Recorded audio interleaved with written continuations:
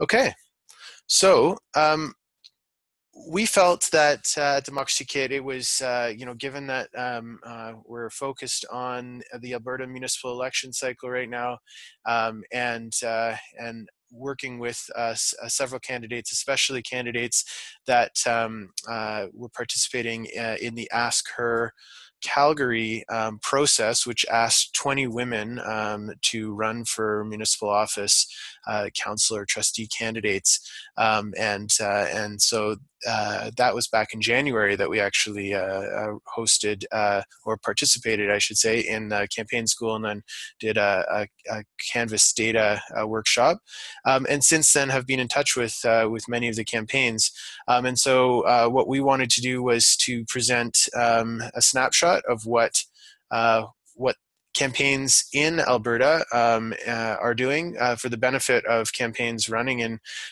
cities around the province, as well as for those in other parts of the country to see what's happening this cycle. So we looked at general campaign information, so provided a spreadsheet, and this should be a useful reference for you as well following the webinar.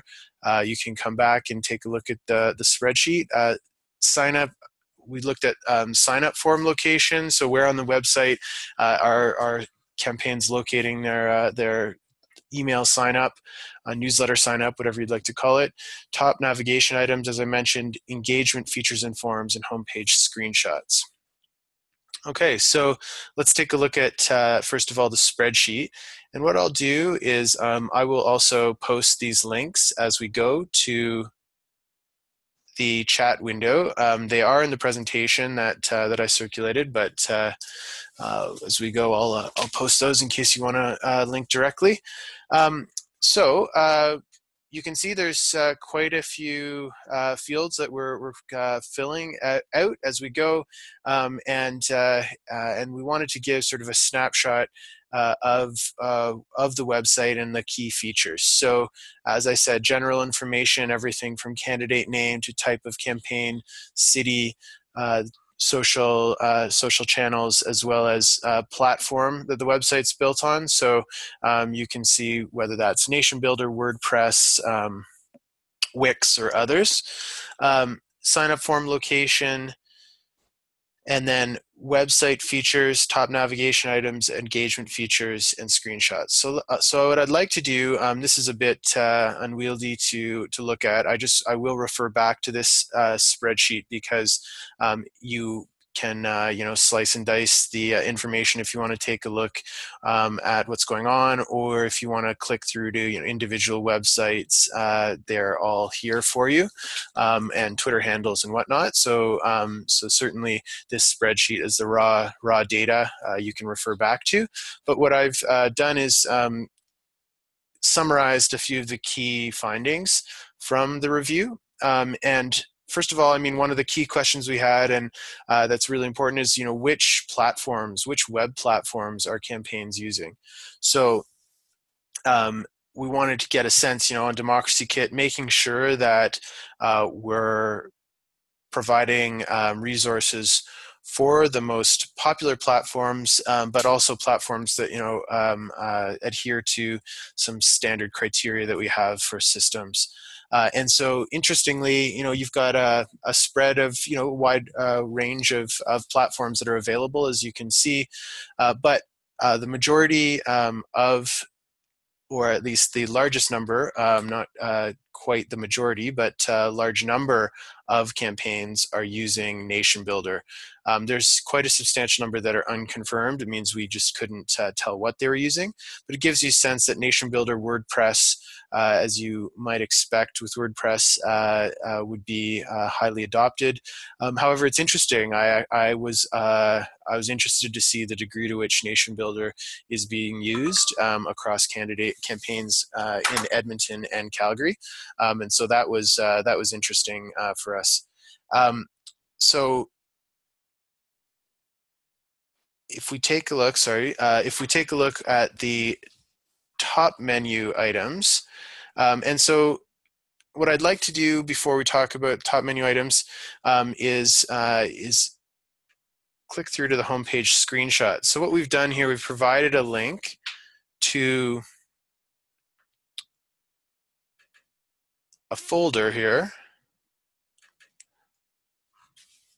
where you can see screenshots of the websites. So if you actually go to the spreadsheet, you can see links to the specific screenshots, but what we've done here, we wanted to provide an easy way just to scroll through and get a sense of the various designs. So if you click on the first screenshot, you can scroll through the various site layouts, designs, get a sense of how they look. And so when I'm referring to the top navigation, we're referring to the items listed.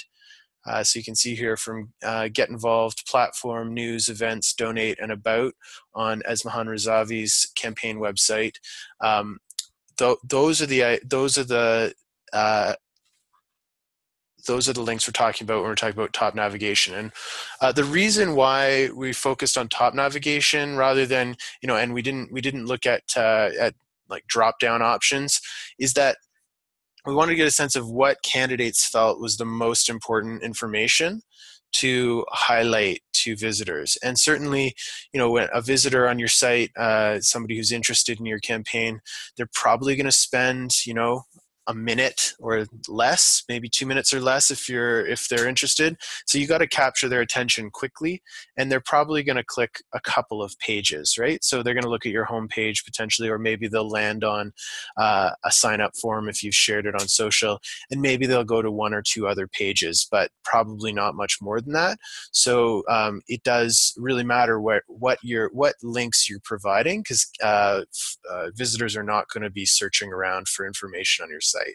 So this snapshot, hopefully if you would like to, just scroll through, gives you a sense of what the different candidate sites, campaign sites look like in different parts of the cities that we've reviewed to date. And as I said, we'll be continuing to add to this folder of screenshots as we go. Okay, so if we come back to the top menu, what we found was that definitely the standard is as you'd expect, bio and about. Most sites are featuring that, followed by volunteer, donate, issues, and a contact form. The events calendar, was quite a bit less. That's potentially a result of the how it's relatively early still. So it'll be interesting to see if closer to the election, more campaigns, say in the fall, as the election cycle gears up, and there are more campaign events for each of the campaigns, whether they surface the events calendar, and then substantially less sites had news and blog updates. You can take a look. There were other pages. So if we go back to the spreadsheet here, if you see in this last column, we've got other pages here. So you could scroll through and see, say, like lawn sign pages or media and whatnot. You can get a sense of what other pages campaigns had, one-offs, or a small number. Okay, so let's go back here. So the third key piece of information we looked at was what engagement forms and features did these sites have. So let's take a look as an example at an engagement form. So on the homepage of Mayor Nenchi's site, he has a really easy to use sign up form. So you can sign up with Facebook, you can sign up with Twitter, or you could provide your email and phone and then sign up. So this is an example of an engagement form. This would be a sign up engagement form. All it's asking you to do is sign up, right? Another type of engagement form might be your volunteer form. So in this case, again, you've got the basic information plus the ability to add comments here on this volunteer form. Okay, so those are two examples of what we're talking about when we say engagement forms. And in this case, what we looked at were, email signups. So the example we just saw on Mayor Nenshi's homepage, donate forms, volunteer forms, lawn sign forms, contact and feedback forms, and then a policy idea or discussion board form. And so of those, definitely, most campaigns had, as you'd expect, donate, volunteer, contact, email sign up. I was interested that a smaller number of campaigns have a lawn sign form, and so that does indicate potentially either an area for improvement in some sites, and then policy ideas. A small number of campaigns are having this policy idea or discussion.